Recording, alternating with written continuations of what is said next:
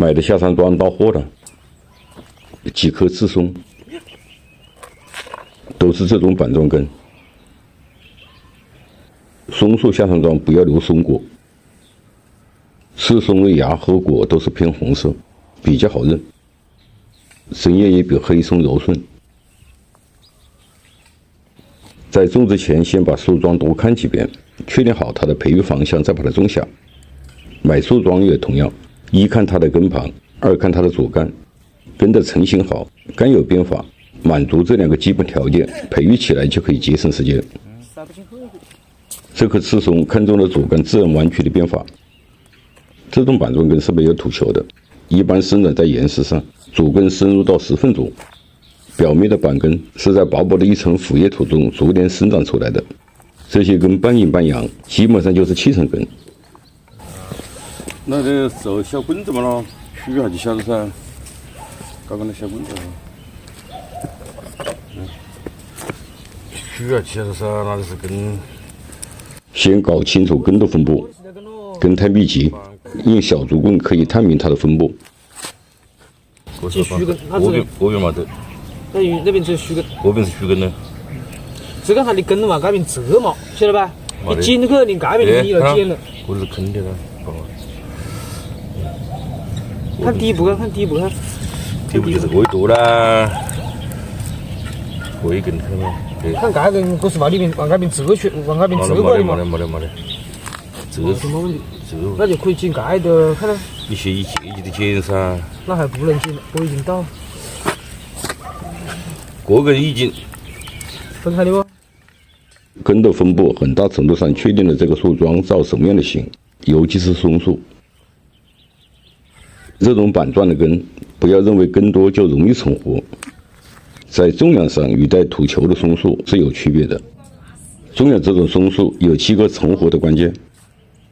重阳时要尽量的保住原土不散落，不明确根的走向，暂时不要做修剪，先把它正活，以后再做调整。把它整先把它按照现在这个根的样子把它整了，以后可以一盆子去看不，是吧？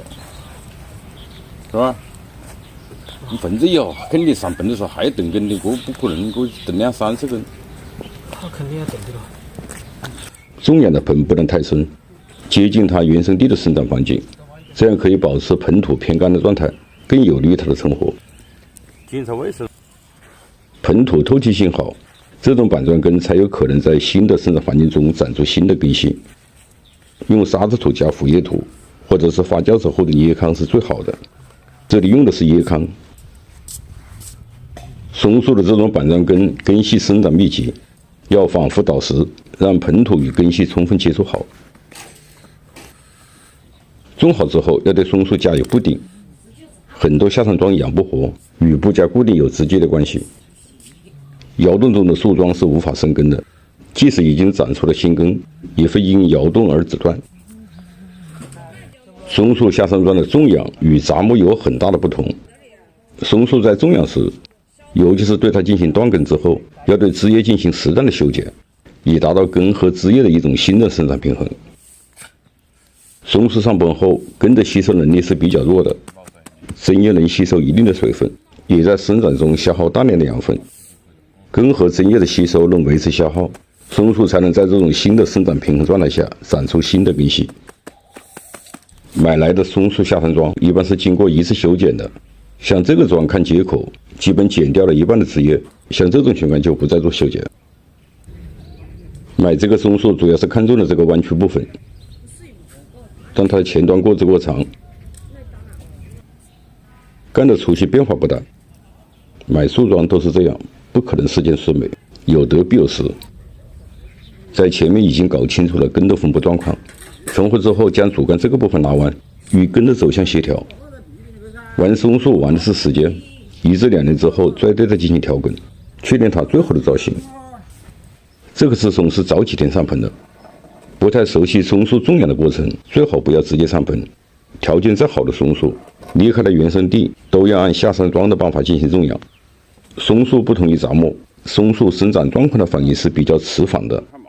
杂木发现肥芽失枝还有救的可能，松树的针叶一旦发现死水干枯就基本没救了。原因是它在半个月以前已经出了问题。最后说一点，松树在休眠期中用半湿的粗沙或者是沙子土种。松树下生桩种好之后，不要浇所谓的定根水，把它放在阳光充足、潮湿的地方养。我是三九农茶，感谢你的收看，评论区见。